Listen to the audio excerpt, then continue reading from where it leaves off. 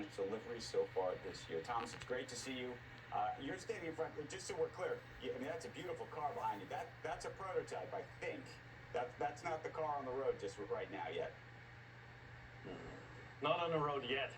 It was built as a show car, the preset, trying to really bring out what Polestar is about and the design that we will have on the road in a couple of years. Having said that, when it was so well received and so many people loved it and were positive about it, we actually decided to put it in production. So 2024, the preset will be on the road. Thomas, how do you think about the position of Polestar, the branding of Polestar, what Polestar is supposed to represent versus a Tesla these days, versus a Lucid or a Rivian or some of the others?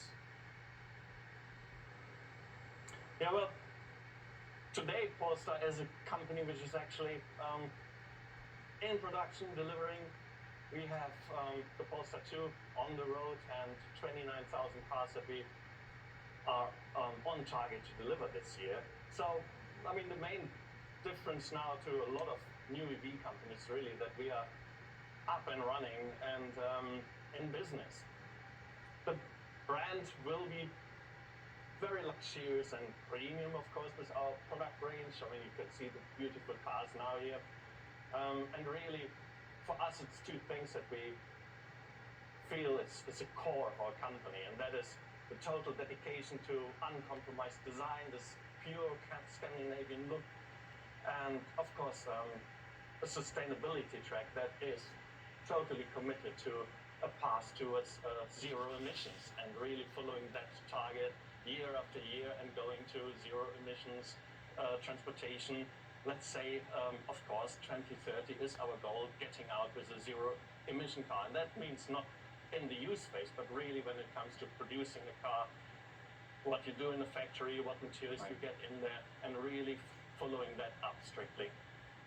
Thomas, what do you make of the, and I will call them outsized, I don't know if we're in a bubble or not, but the outsized valuations for EVs at this moment? And I'm thinking of Rivian at one point, as you know, the valuation soared above $100 billion, and this is, without delivering a car at all.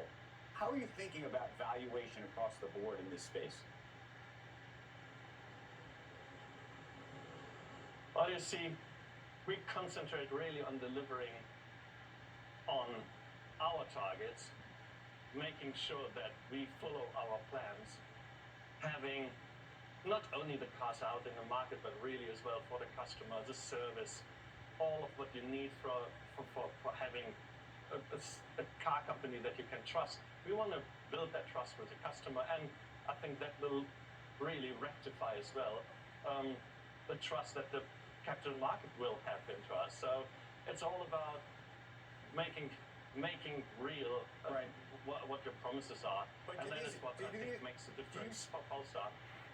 Do you sit in marvel though at the valuation? I mean, I'll admit I sit in marvel at the valuations being assigned to these companies at this point. Well, I can't talk about valuations of other companies. I think that is where the judgment of the market of a modern EV company like Polestar is a bright look into the future. You see how definitely electrification, later since last year, everybody understand that is the future, and I think that's what the market is investing into. Can you give us an update on how many cars you've delivered so far this year? Yeah, well, we are in the last couple of weeks here in December, and as I said, the target that we had set, 29,000 cars this year, we are well on our way delivering this till the end of December. So things are looking good in that respect. But can you give us a car number or revenue forecast for the end of the year?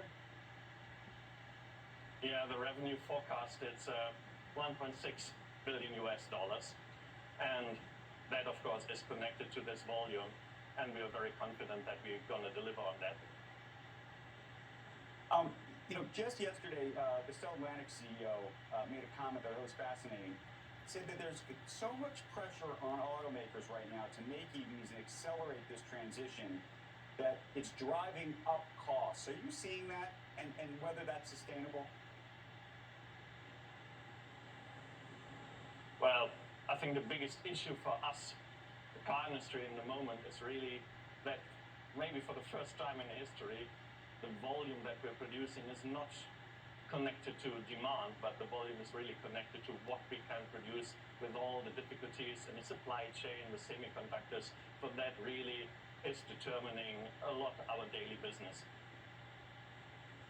Thomas, want to thank you for joining us.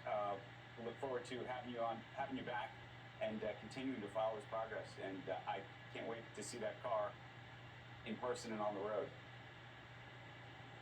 Great, thanks a lot. Thanks.